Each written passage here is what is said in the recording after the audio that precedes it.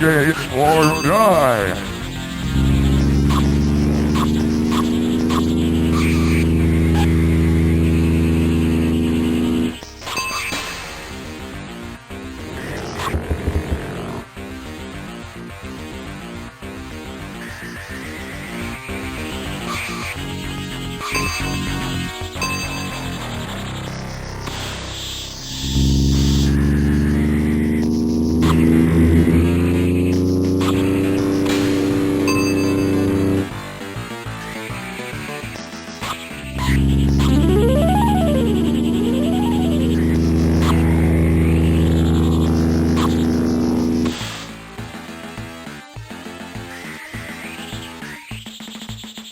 Get or die!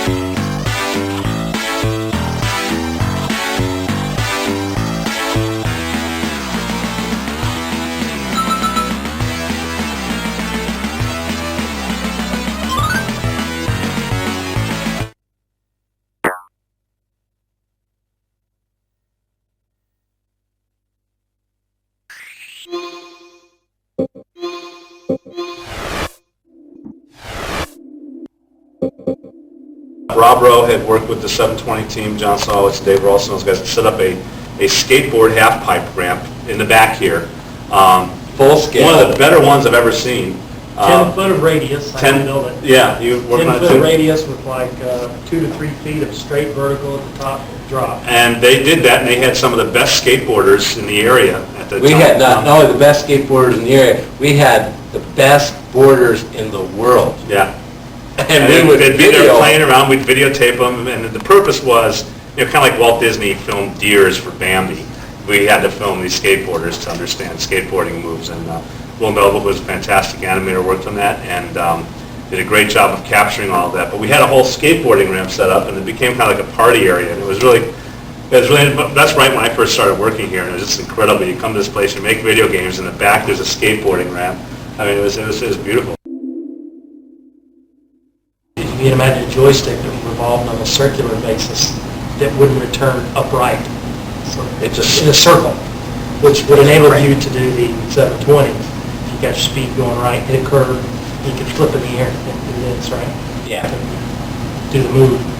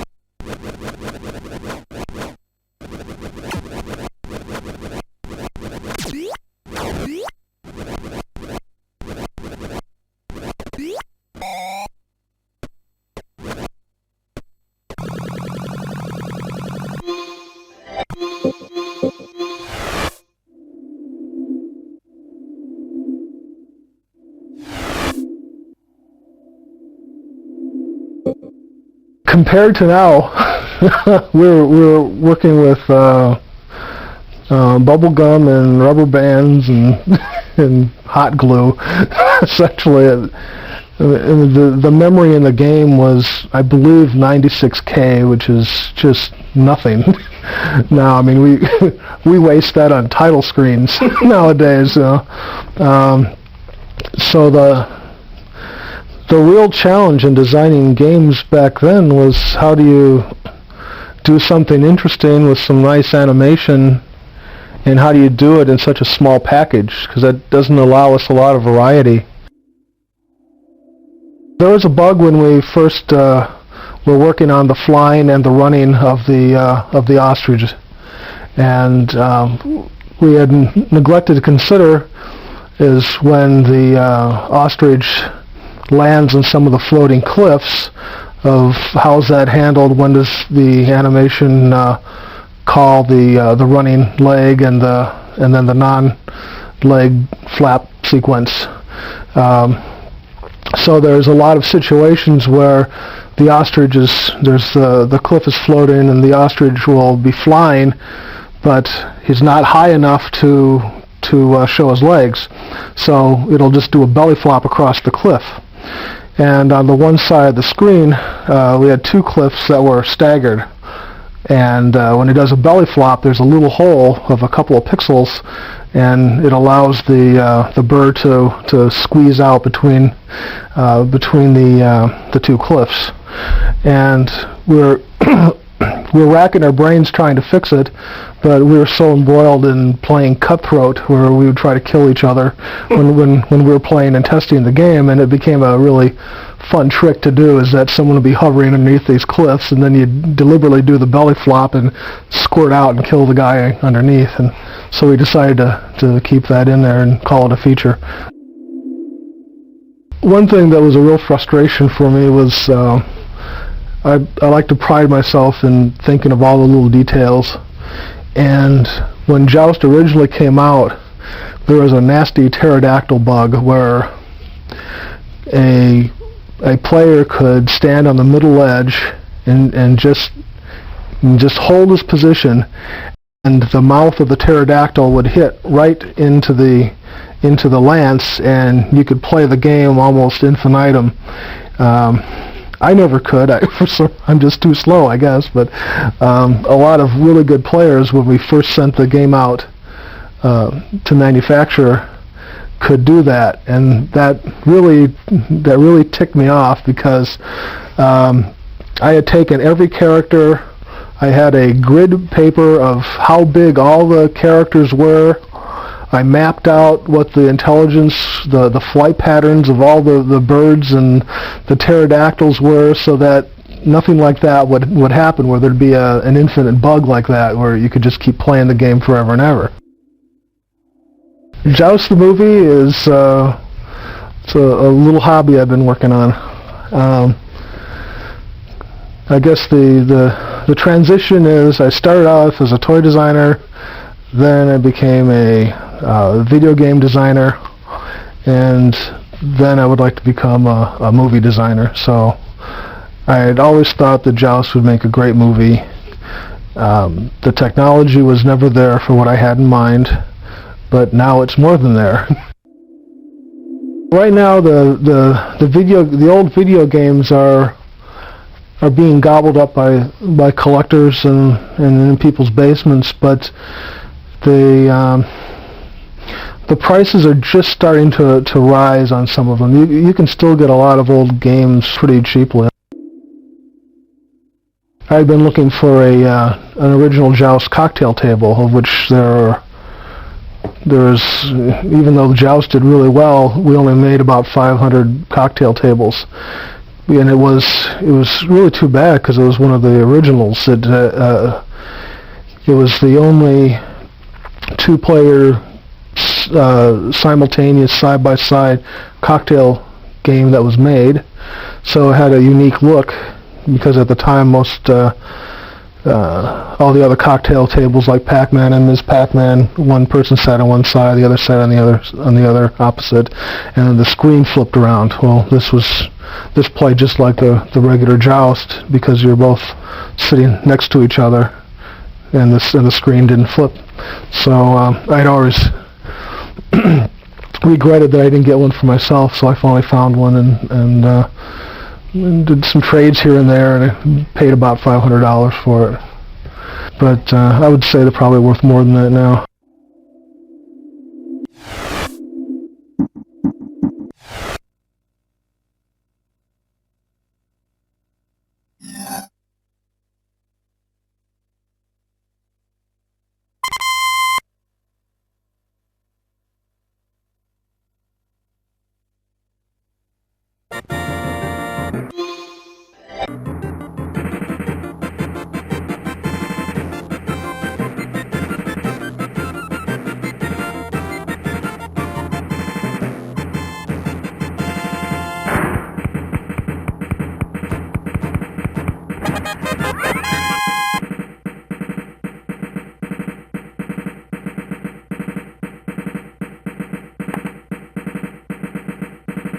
Blue Commander, place your cannons inside your wall.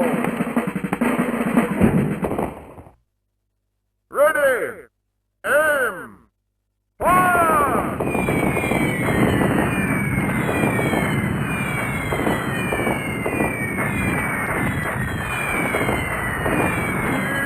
Fire!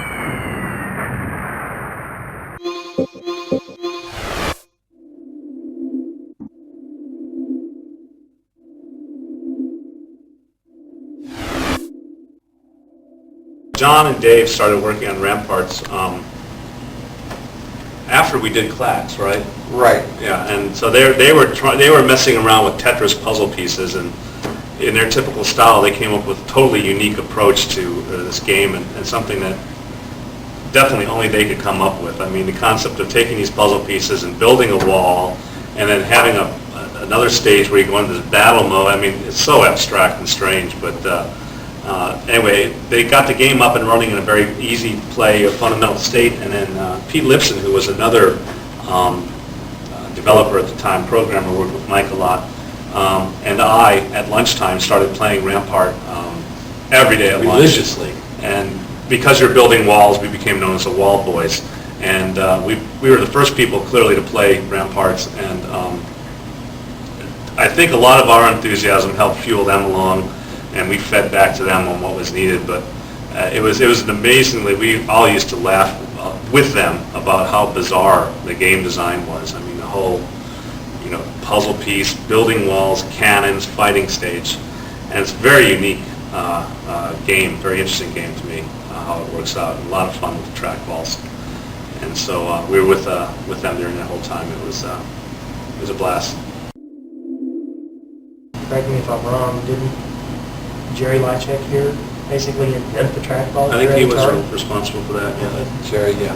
A mechanical industrial engineer who was employed here for years and years and years. He's the guy, the brains behind the original trackball. I think he came up with the idea of using a cue ball as the mechanism. Oh, the first one, it was much larger than the cue ball. Was it? And we even designed one, I think it's still hanging around, with a bowling ball.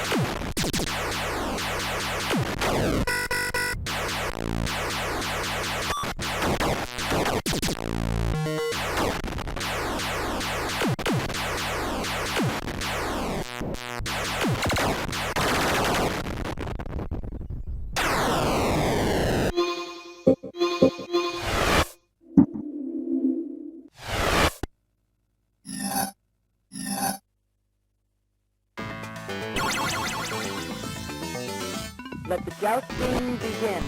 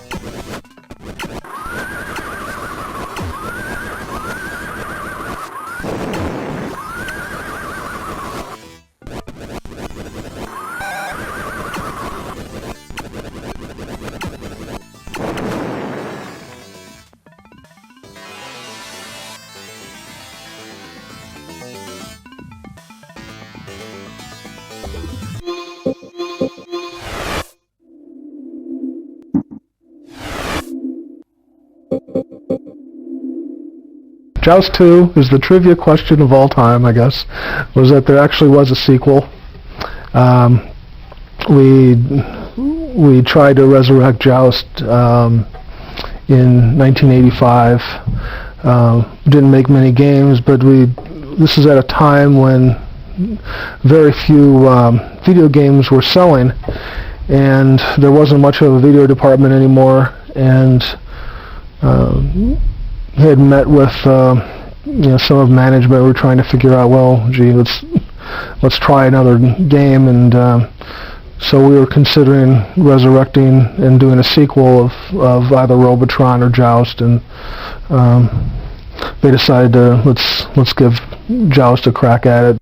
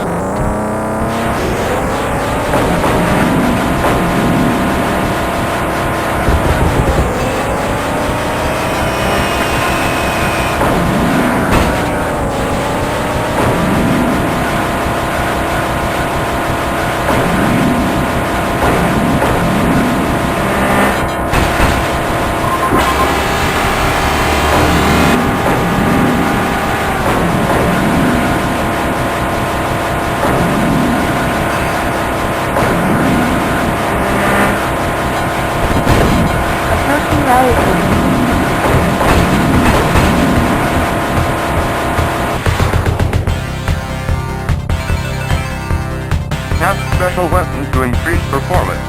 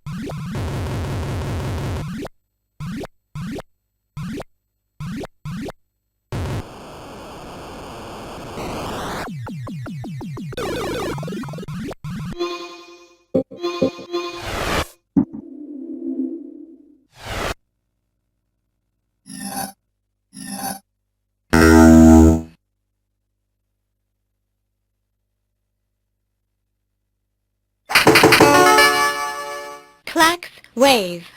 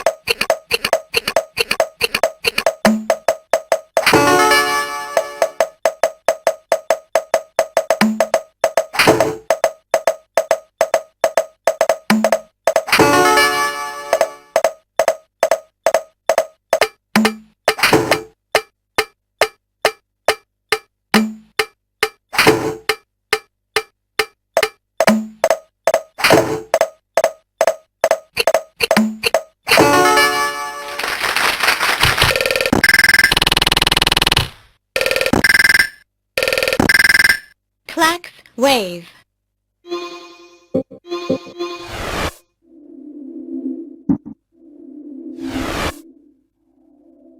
KLAX was a game which management approached us, I don't know what, in late summer and said we needed a product for the January show in England, and could we do a game in a few months?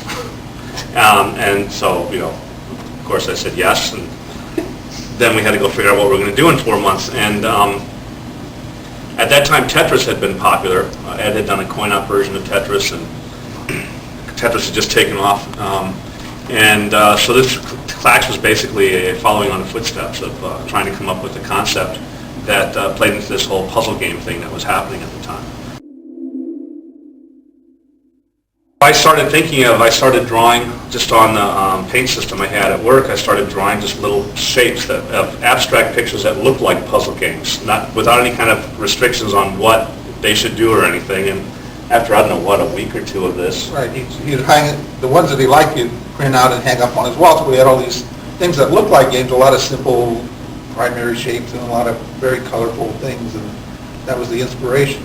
And then eventually one day, I don't know why, but I came up with, well, I'm thinking about these shapes coming down, and you have to sort them and put them in piles and match colors, very much like Tetris. And I don't know, it kind of came from an idea too of, remember that Lucy show where she has to make pies and they have to hurry up, and so you had to do these operations to get this thing finished. And so it was kind of like that. And I described it to Dave. I said, I don't know, I think we just picked 5 columns for some reason. I pictured 5 different columns of stuff coming down, and then you have a paddle and you collect it, and then you could move this paddle back and forth and plop it in the pile. And then when you had 3 or more of a kind, it would go away. And you could do verticals and diagonals and horizontal lines. And That's the game. that was the game. And Dave went home on the weekend, I think on the Amiga, right? Right. And over the weekend, he did a real crude-looking just blocks and colored things.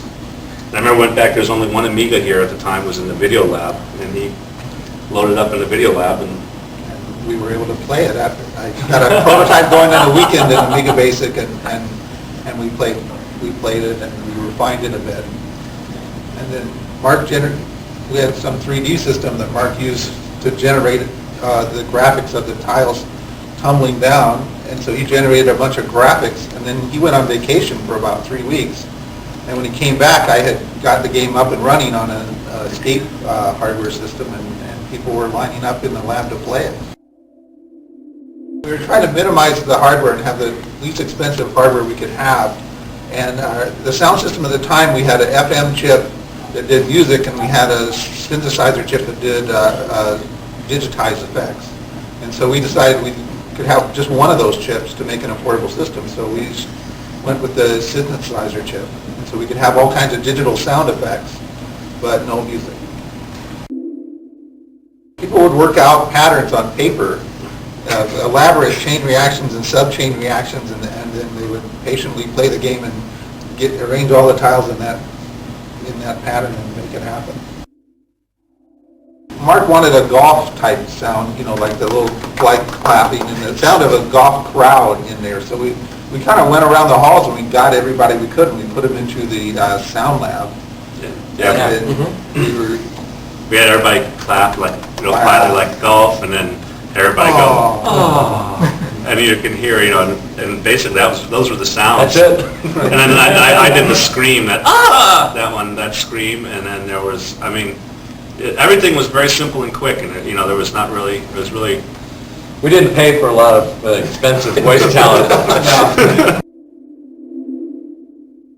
KLAX. Click, clack, click, clack, click, clack was the original idea for the sound of the tiles coming down, so we just shortened it from that. It was funny, when the game went to Japan, they were concerned at the time because the drug thing was just happening and something called crack had just come out. And they were real confused when we sent them this game called KLAX because they were concerned that it was crack that we were saying. So that little interesting anecdote there, and marketing problem they had. And so we had to make sure we definitely said, winners don't do drugs or something in there for the Japanese market. It was. This is the same people that brought us Pokemon? Yes, Pokemon. There's KLAX. Cracks.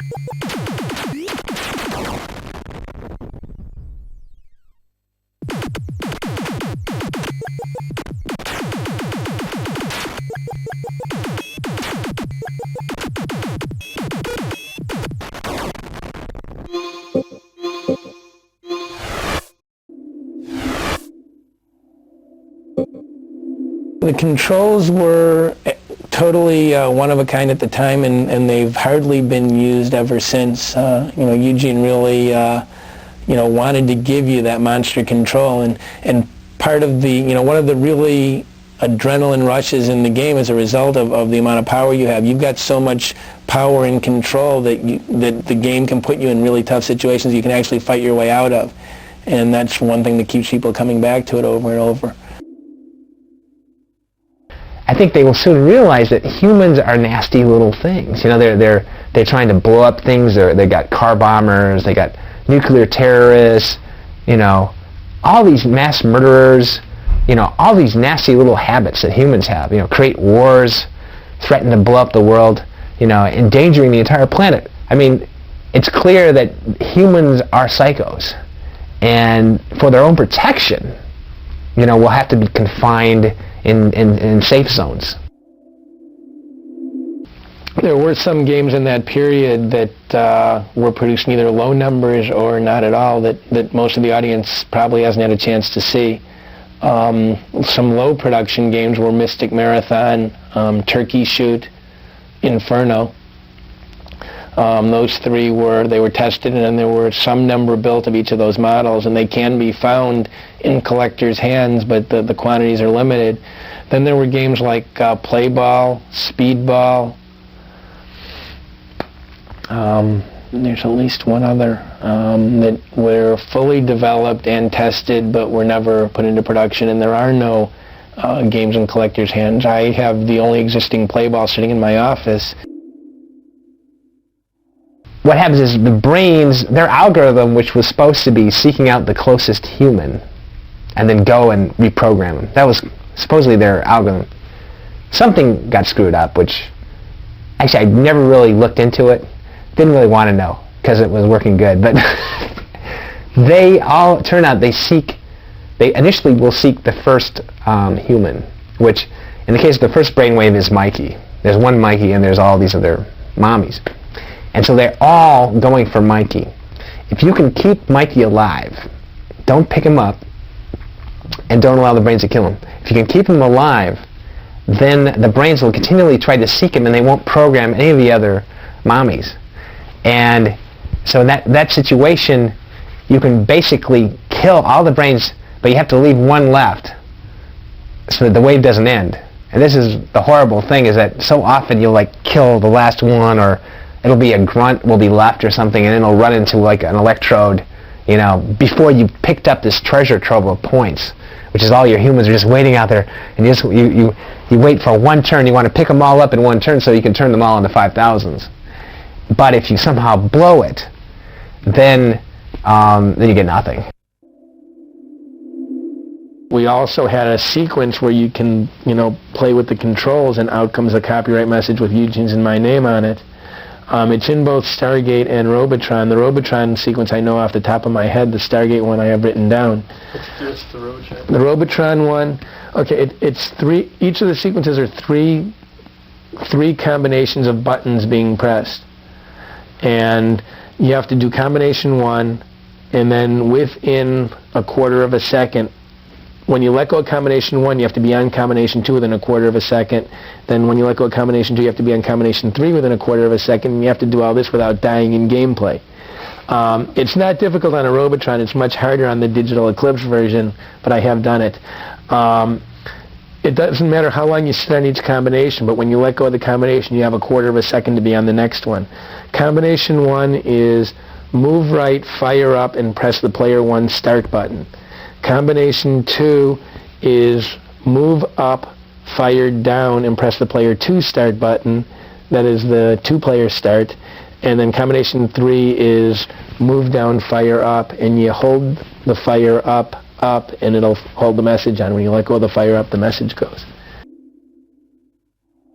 I've got a Robotron down in my basement, and it's like, every now and then, I just have to go down and kick its butt. I mean, it's just, I've got to, you know, just kick its ass. And unfortunately, if I haven't played in a while, I'll get down there, and it'll just humiliate me. Now, every Robotron player that's really into it these days plays it at 10.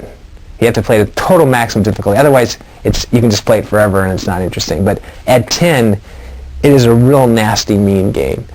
And it takes you maybe an hour or two just to get warmed up. You know, the game will just kick your ass and humiliate you, and you'll get 80,000 or 100,000 or 150,000. And you're just crying out, and you just like want to kill it. You're grabbing the game by the joysticks, and you're just shaking it and slamming it on the wall. And eventually, you get to the point. It's almost like warming up for a basketball game or something. You get to the point, you're sweaty, and you've got this kind of attitude. You cannot win until you have this attitude, this total mindset of just total concentration and total rage. You've got to be pissed off. When you're on, it's just such a thing of beauty. You know, you'll get on a roll, and you'll just like be cleaning off wave after wave after wave of them, and you're just like, yeah. But inevitably, you like start getting lazy, and you'll start getting too cocky, and then before you know it, you'll just like lose 4 or 5 guys in a row, and you're in some horrible situation.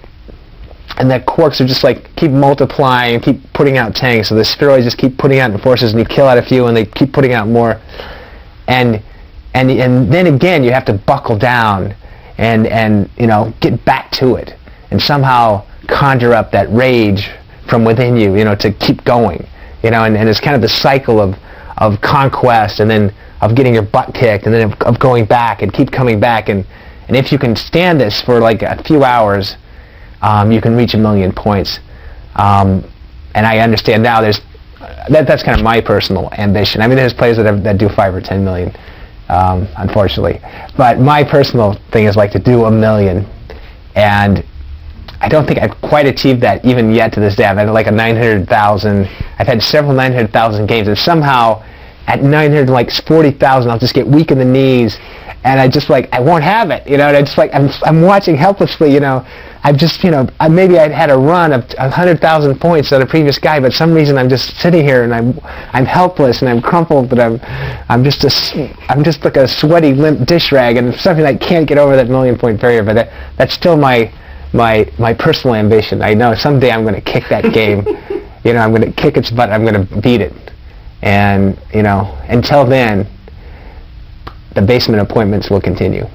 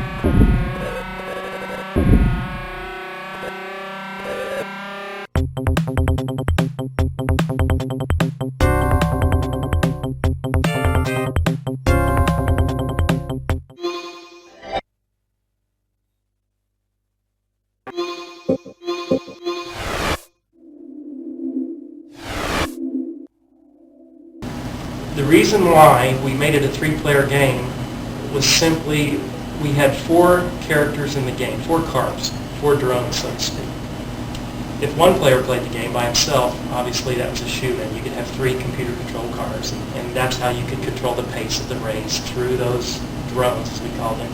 2 players was fine, even 3 players was fine. You always had that 4th player or 4th character to control the pace of the game. But we had a dilemma. And we were in a game design meeting with the management.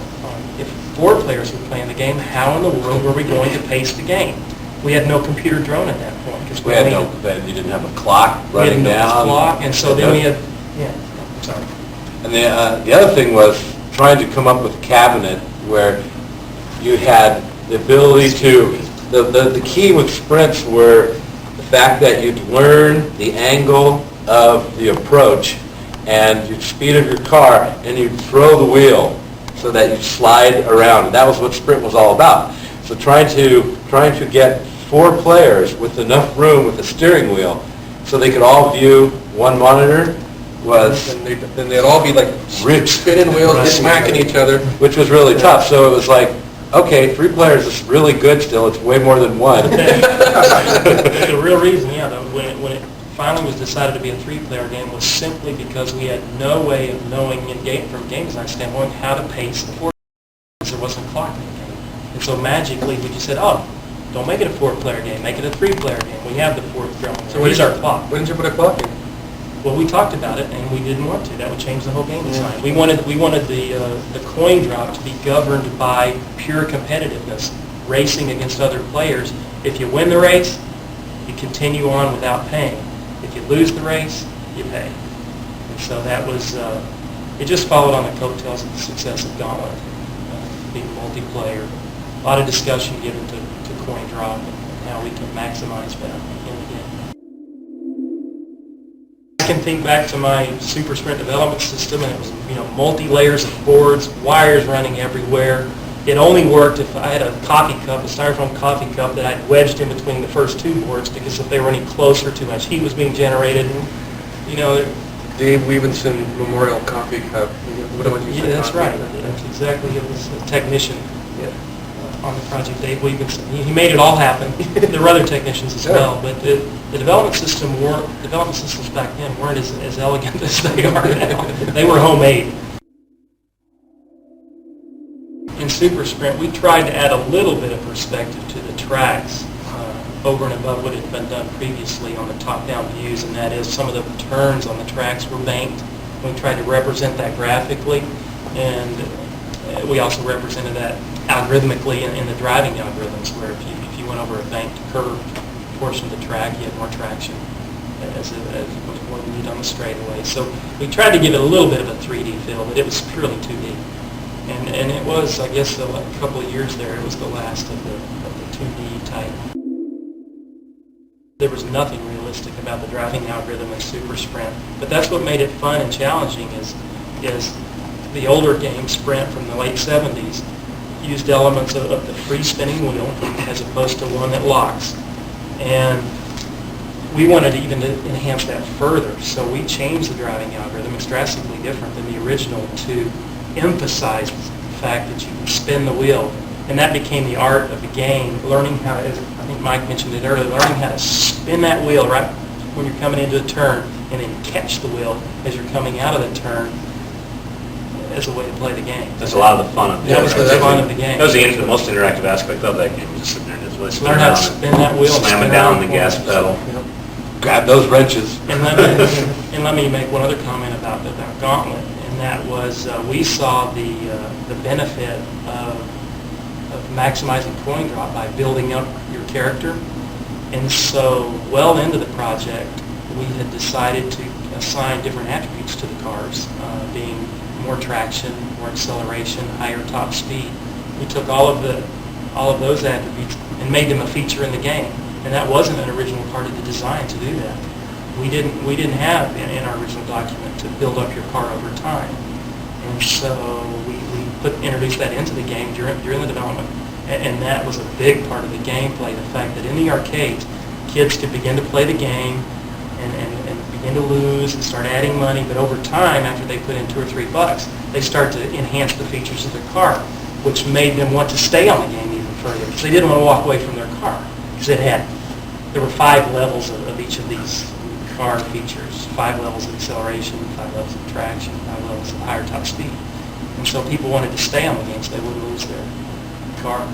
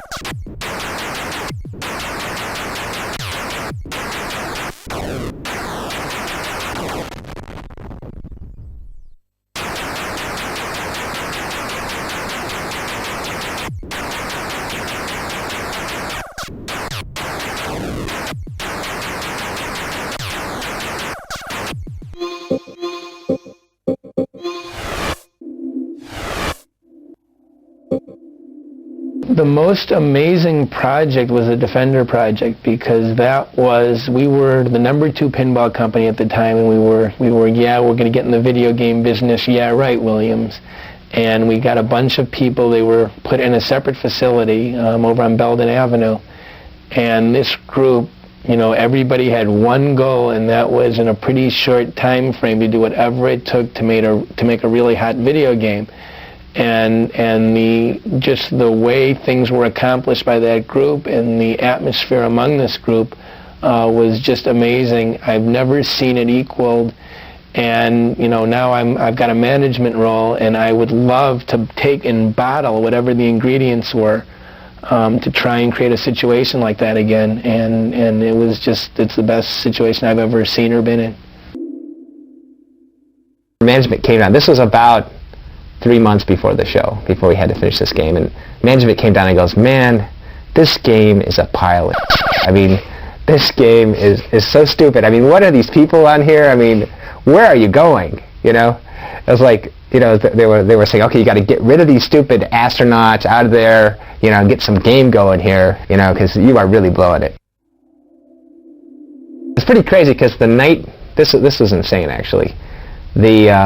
At the time, for our development system, we used this thing called a Motorola Exerciser, which was this huge, probably the most bloated, overpriced computer ever created. It was a dual floppy disk system. They used 8-inch floppy disks, which are like, enormous, held like, 10 bytes on them.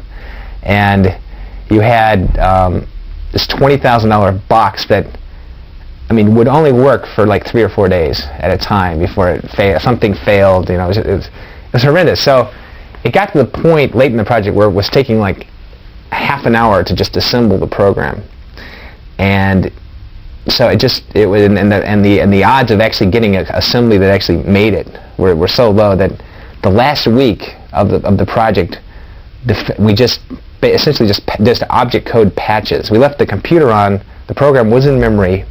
Thank goodness there never was a power failure, and we just made patches in the code and just kind of stuffed them in there for the different bugs. And then it was like 4 a.m. and it was like, okay, we got to burn the ROMs for the show. And we like burned them. We like took everything was stuck in this computer memory, so we had to like pull out the bytes essentially, and then burn them into EEPROMs. And we did it, and like it was at 6 a.m. Plugged them in, it didn't work. And I was like, oh, you know, it was like, what happened? You know, did we bend a pin?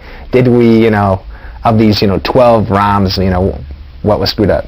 And we burned them again or something, and they were like all blank or something. I don't know what it was, but finally we burned them again, and we got the damn thing working. And we like took these chips to the show. The cabinets were sitting on the show floor, like awaiting this program. You know, so we got to the show at like 7 a.m.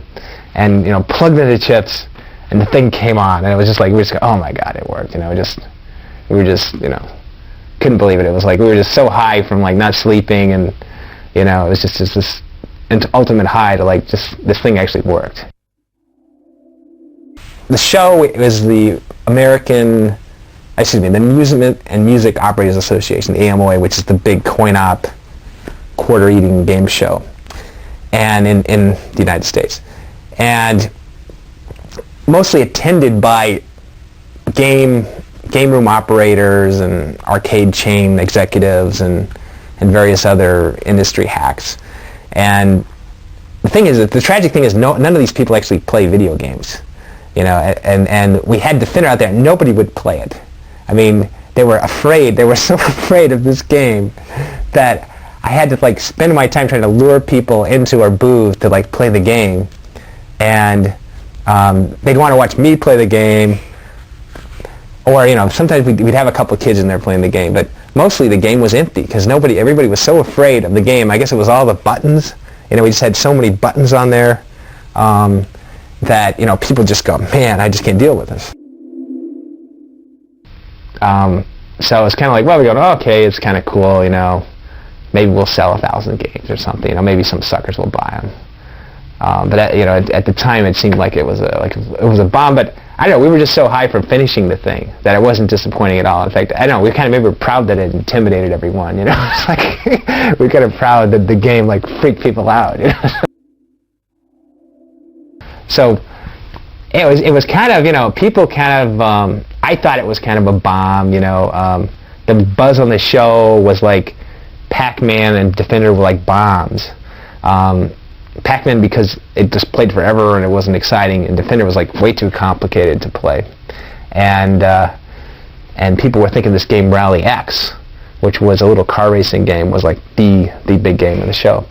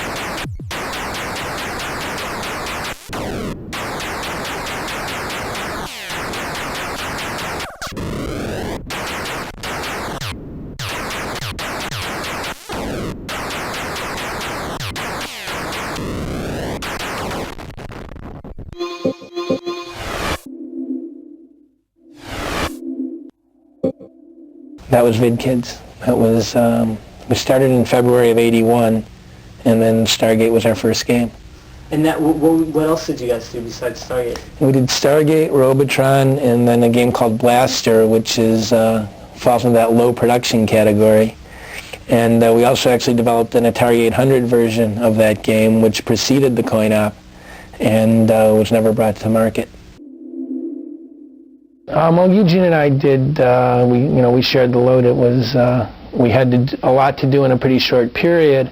In the sense of doing a sequel, we were in a world where there were a couple of sequel games at the time. They had done Asteroids Deluxe behind Asteroids, and they took everything that was fun out of the game. And they had done Deluxe Space Invaders behind Space Invaders, which was essentially the same game. And we wanted something that would give some good new appeal to the game, but that wouldn't be playable by the good players to the extent where they were playing 10, 15, 20 minutes on Defender. If they walk up to Stargate and are playing 20 minutes a game, this game's not going to have any ability to make money. So we worked really hard to come up with a mechanism to make the game good for the better player without having him stay there for long periods of time. Contrary to what a lot of people would believe, a game that you walk up to and you play 20 minutes immediately, you're not gonna be very interested in.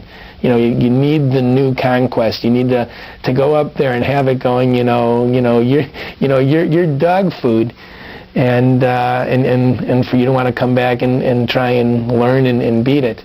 So in Stargate we put the warp feature in, which was a matter of rescuing and holding on to 4 humanoids and flying through the Stargate, which is a pretty high level accomplishment. But if you're a good Defender player, it's you can do it in your sleep. And what that did was that gave you a huge bonus.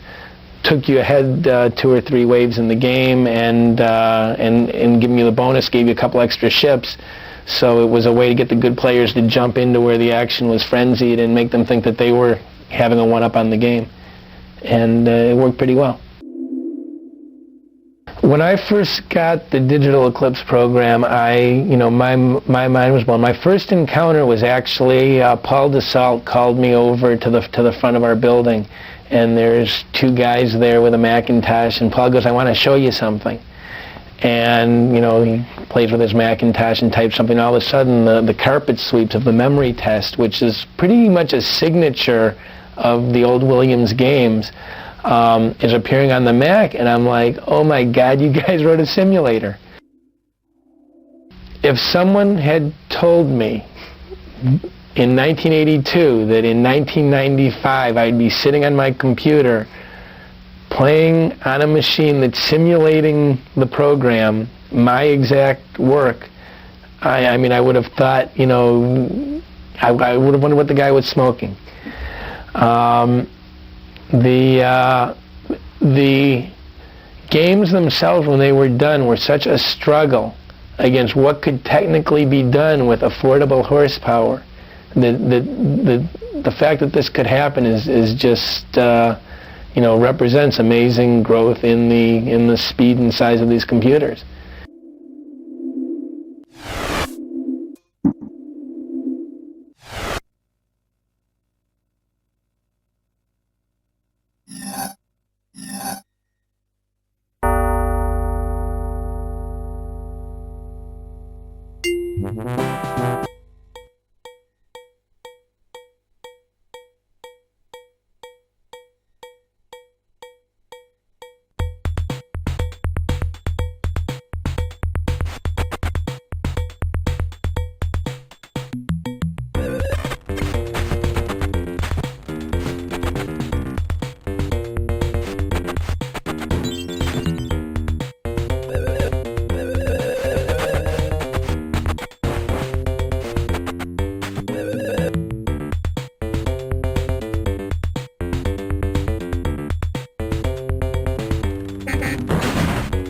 Oh man, that's bogus.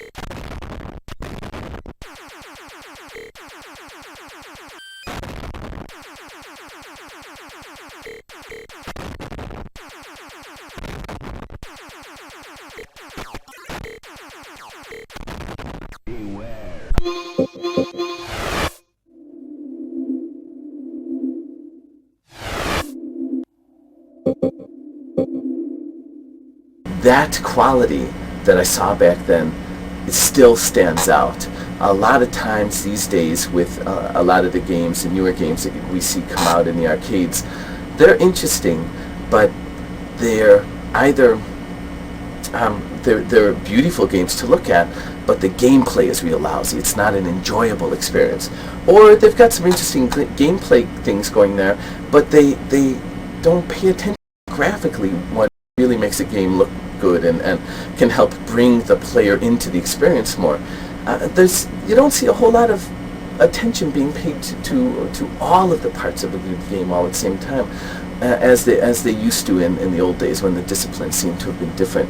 And so it's really easy for me to believe that there's this classic bring the old stuff back again kind of sentiment out there. The thing that's unfortunate about it is that the fellow who was in charge of that decision-making process, Noah Falstein, decided he was nervous that we'd get in a lot of trouble, too much trouble, for putting an Easter egg in.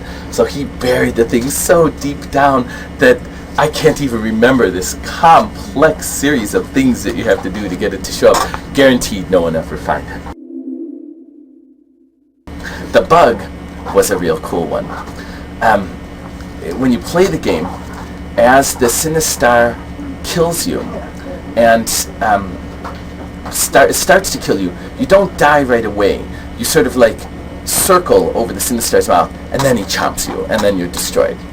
It turns out that while you're in that configuration where you're spinning around in the mouth but not quite dead yet, one of the warrior guys can come in and shoot you right then and kill you right then. And then the Sinistar kills you and you die twice, which it's really rare. It's extremely rare that it would happen because most of the time the Warriors, I believe in fact the Warriors will not kill you when the Sinistar has you in its death grip already. But if one of their previous shots is still floating around in space, as they sometimes do, one of those can kill you. I think that's the way it worked. And the really interesting, that was a bug and that was a drag because of course every once in a while consumers would lose 2 lives instead of just 1, which they really hated. The kids, those kids, found out that if you only had 1 life left and you got into that death grip where it was about to destroy you, and then the warrior shot came and killed you, the warrior shot would reduce your lives to 0, and then the Sinistar would kill you, which would reduce your number of lives left to -1. And in the computer world, -1 is also a really big number. And all of a sudden, you'd have 255 lives left. And Lord knows how the kids would find these things, but I knew kids that could show me this in an arcade. They go up and say, look at this, and all of a sudden they have 255 lives, and man, you can play for a long time on Sinistar. You've got 255 ships left, boy.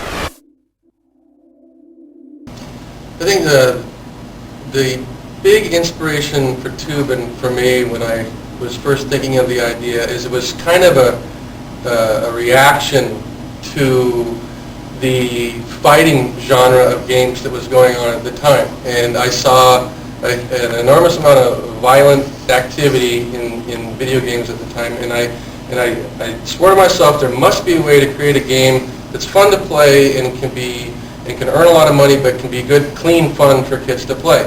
Well, I think it was a fun game, and a lot of people enjoyed it, but it still didn't have the appeal that the violent games had.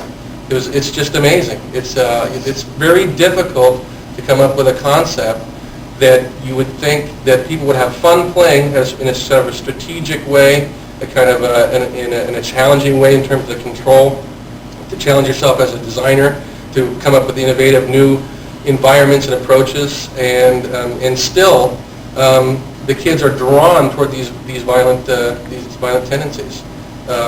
Later on, I went to do Primal Rage, which was a big hit because it had a lot of blood in it.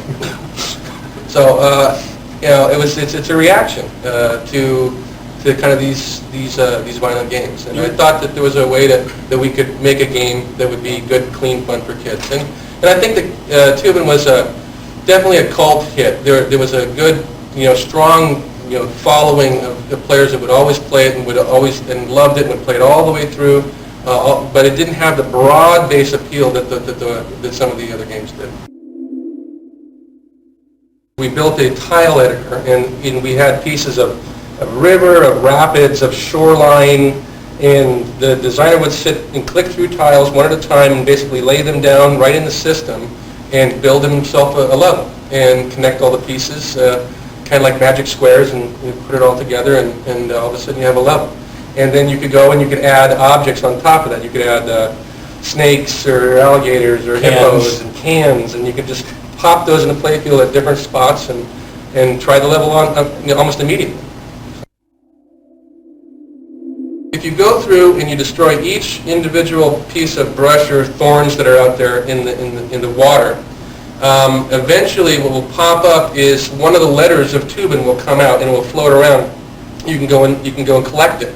And so at the end of the game, you try to spell out Toobin in letters, sort of as it's kind of a game on top of a game. It's not necessary to do that, but it's. What was the reward for that?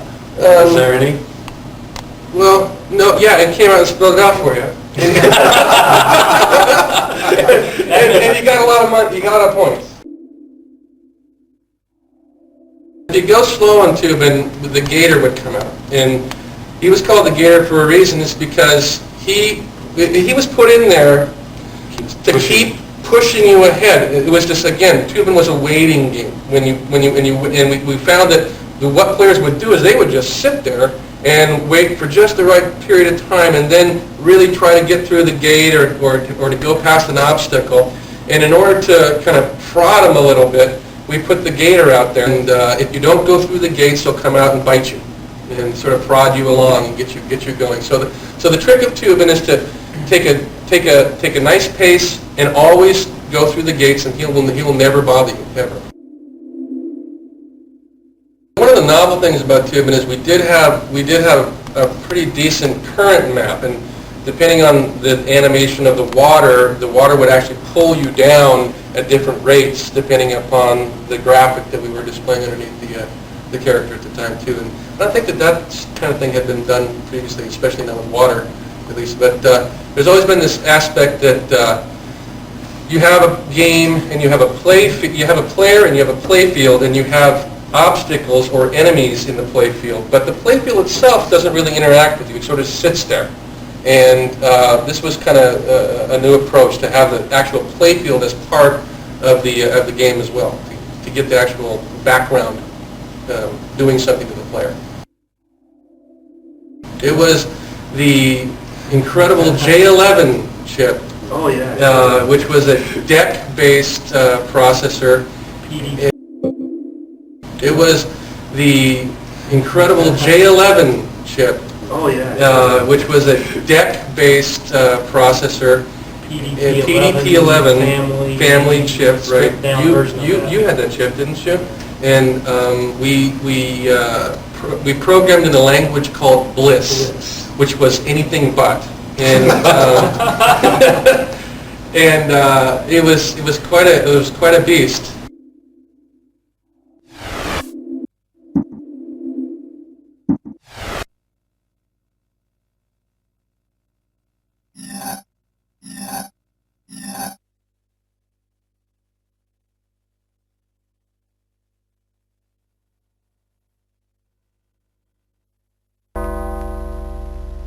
Welcome. Treasure 100 points.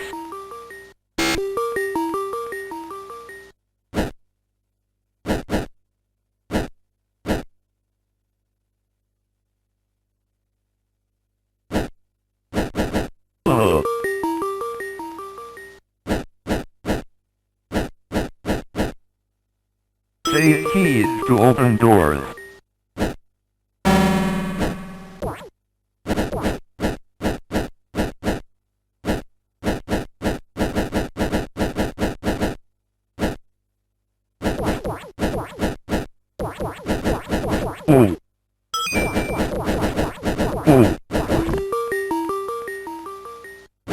Warrior, your life force is running out.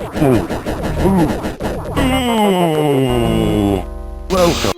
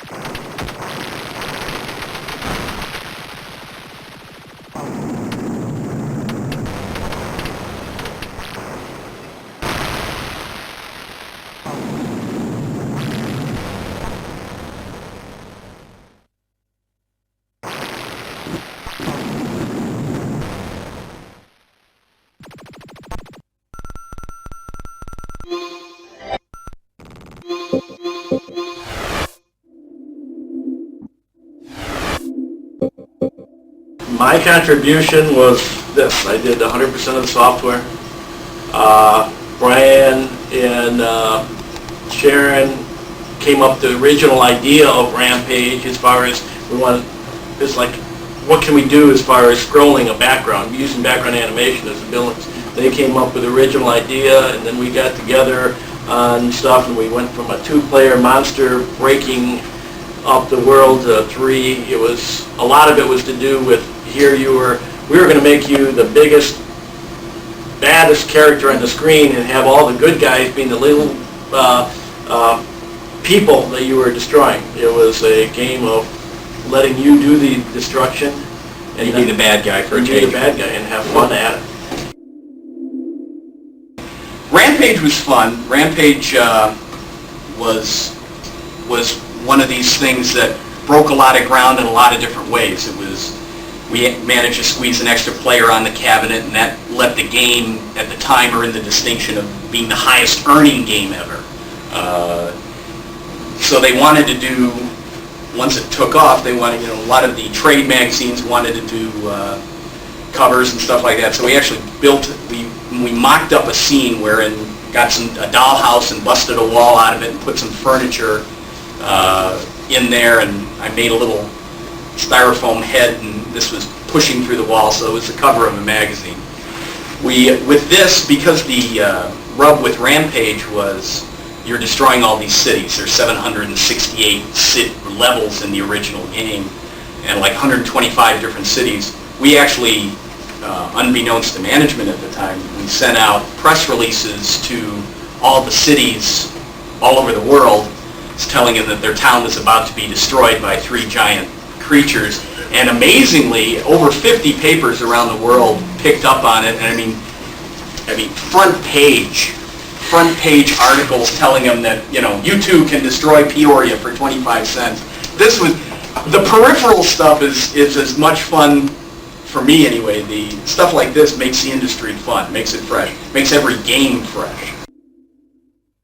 The names for the characters were more just, because they sounded funny. There was nothing about Lizzie, obviously, is a lizard, but, and George sounded like what a big ape would sound like, and Ralph was almost an onomatopoeia. Is that right? Is it onomatopoeia? Anyway, George is almost an onomatopoeia for, a dog or a wolf growling, so the names just sprung up in conversation. They seemed natural. You've got a certain amount of time to do a game. We've got to be done with this in so long. There's a million things you always want to do, and you come to the point where you've only got so much time left. So the feedback becomes real important. If people see that, yeah, I can punch this subway train and it goes back the other way, somebody stumbles onto the fact that, well, if you let me punch it again instead of destroying it, we've got a game within a game here. So it's accidental. Based on feedback, you enhance it. Instead of making it 2 hits to destroy it, well, let's make it 10 so they can knock it back and forth. Once the monsters shrunk, obviously they weren't wearing clothes when they were monsters. They'd have to be nude down there. So I did a little nude picture of men and women covering their private parts, such as they were. And actually, we had a fair amount of backlash over that. Here we've got something with that, her hips are only 3 pixels wide, so I defy you to point anything out if you could find it, but we actually got some, you can't do that. These people, once they found out they were nude, there was a backlash, but it was more just, talk. It didn't hurt us in any way.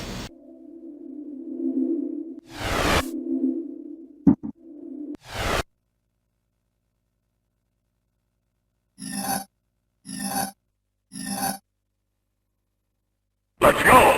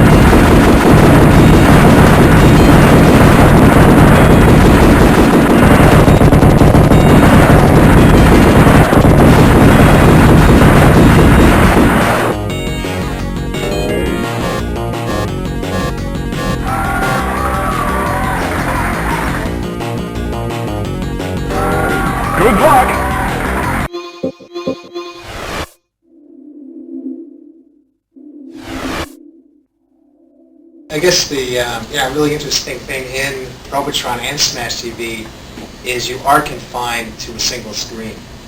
And really in Robotron it was the easy thing to do with the technology at the time, and it turned out kind of interesting. In Smash TV we actually chose that, the dynamic there, because the cool thing of that dynamic is it's a confinement. It's a sense of being trapped and surrounded with no escape.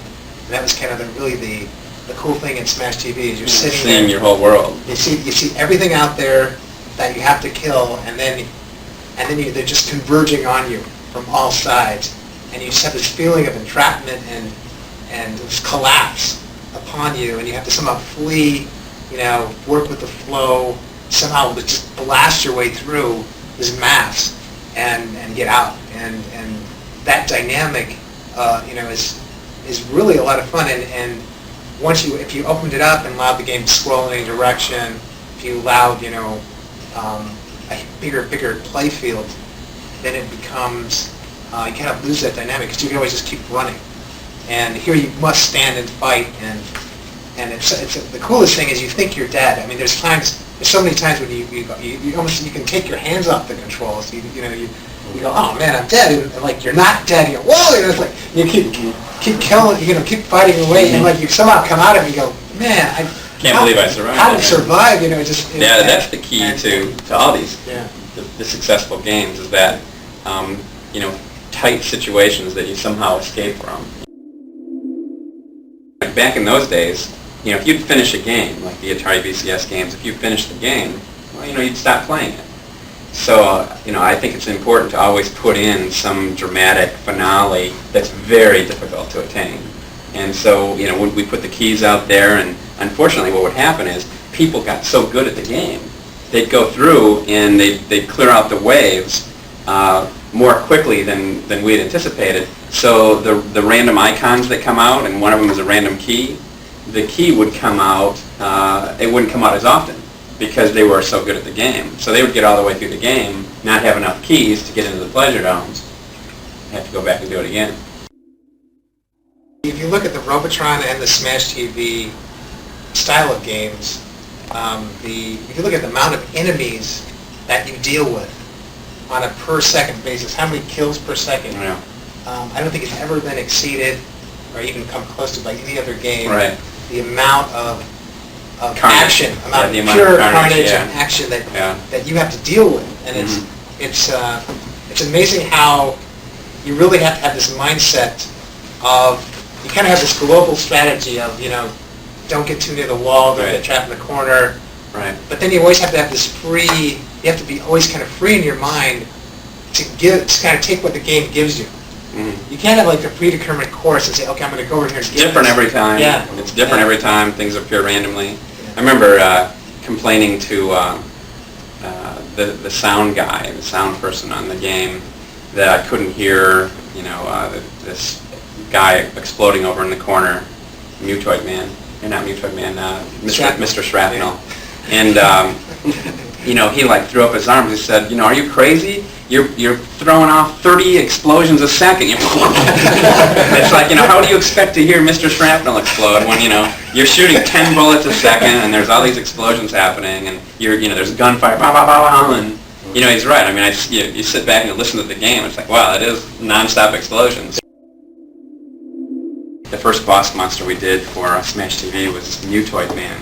And I remember, John just went into his office, and he came back the next day, and he had these sketches of this guy in a tank, and actually wanted the guy floating a little bit at first. Yeah. Wanted him kind of flying around, and I was fearful of how I'd make a big thing float and fly around. So I said, well, what about a tank tread, Right. And so that's kind of how we got into the business with Smash TV. The interesting thing about Smash TV is that it's very violent. The body chunks go flying in the air. The pools of blood that come out of the boss monsters. The boss monsters losing arms and screaming, and of course a couple of years after Mortal Kombat came, and there was the hoopla about violence in video games. Actually, when we first got that going, And we just watched that for days. You know, Right. just the blood pouring out of his neck. Right. I mean, it was like... Well, I remember Eugene, you know, one of the cool things about these early hardware platforms, for me, I had come from doing, you know, the Atari VCS games where the entire game was 4K. It would only take maybe 6 weeks to do these games, but very limited horsepower. And when I got to Midway, Williams at the time, and the hardware that these guys had developed, you know, sat in my office. I mean, the number of objects I could toss out and balls bouncing around, I mean, I was just overwhelmed by it. So when it came time to turn on, you know, some body parts or some chunks, I mean, just turn on 2 of them. Well, that looks cool. Turn on 5 of them. Well, that looks cooler. I remember Eugene, the first time he saw the blood coming out of the boss monster, he said, "That's $50 a week." My favorite gratuitous piece of violence in Smash TV is the eyeball. Oh, yeah. When you step on that landmine, this incredibly, I mean, it's a total 3D rotation, coming in your face animation of an eyeball. Yeah, sometimes more than one. Yeah, sometimes more than one. And I mean, John, I still can't believe it, but John drew that by hand, pixel by pixel, from his head. Nothing was rendered. Nothing was, and it's growing in 3D, coming at your face. I mean, it's a total 3D effect. We're talking about doing a Smash TV sequel. I mean, you know, John came up with the idea of, okay, this game show and, you know, these people competing, and it really still applies to today's marketplace, which is competitive head-to-head activity, you know, in some kind of a creative world. You know, I would love to do another dual joystick game. You know, I mean, that would be so cool. And that's like a great concept. Actually, there weren't a lot of waves. You know, that was, you know, doing a wave-based game. I remember coming in and, you know, Eugene was thinking, well, I don't know what, you know, today's marketplace, you can get away with kind of a wave-based game. In fact, we argued about the free man icon. You know, of course, the games at that time had started to transition over to buying in as you go. You know, there had been some games prior that had, you know, allowed buy-ins. Tempest, I think, maybe was the first game that allowed that. But so Eugene and I argued because he thought, wow, you know, this, you know, I don't know if you should give away a free man. I mean, you know, we're buying in, let him continue, and, you know, let him go, and which we have. So we have ended up giving away free men based on score, and you could pick up the icon. But you know, we were a little concerned about a wave-based game, and, you know, of course, boss monsters would come in, and that kind of brought it, you know, into the current day. But yeah, it was. Yeah, I think, you know, by adapting it to a buy-in format, and there's always, you know, there's always that chemistry between, you know, how far can you screw the player, and how much can you give the player, and how much can you screw him in. Right. And you're trying money out of the player, you know, and so there's that conflict there, and Sure. I think so I think with the buy-in, and the other big thing was the boss monster format. So basically, taking your money, Yeah. I could do Smash TV from start to finish on 1 quarter. You know, which wasn't easy. I mean, to go through that game on just, you know, one start without any continues, I mean, you have to really, you know, be playing right, especially on the snakes. I mean, the snake boss monster was the last boss monster to go into the game, and I mean, it's difficult. I mean, you have to lob the bombs at the heads, and, you know, keep shooting them, and they're coming down, they're dropping stuff on you. So you know, that's the toughest part of the game. But I don't know, you know, good play mechanics can live forever. There was a movie called Running Man with Arnold Schwarzenegger that must have come out around '88, something like that. That kind of formed some of the, you know, the elements of Smash TV as well. Of course, you know, we had 2 people out there competing just amongst themselves. It wasn't like the movie where, you know, they're prisoners and it's a death match. Yeah, and we took it. I think we took it into the height of absurdity. You know, that was kind of the coolness of Smash TV was it took this, you know, people are like dying and killing each other, you know, for like toasters. Right. You know, right. It's a futuristic game show. Yeah, I mean, in fact, the says the year is 1999, right? The number 1 rated TV show is Smash TV. That's right. Right. And it's like the game, you know, the game host and he was real campy. Yeah, just kind of like, he was kind of inspired by like some of the RoboCop stuff. Mm-hmm. You know, Yeah, it's kinda RoboCop like, was big then. You know, and just kind of, it took this whole kind of satirical, comical edge on this whole thing. Right. That just, I'd buy that for $1. Yeah, yeah. You know, and stuff, right?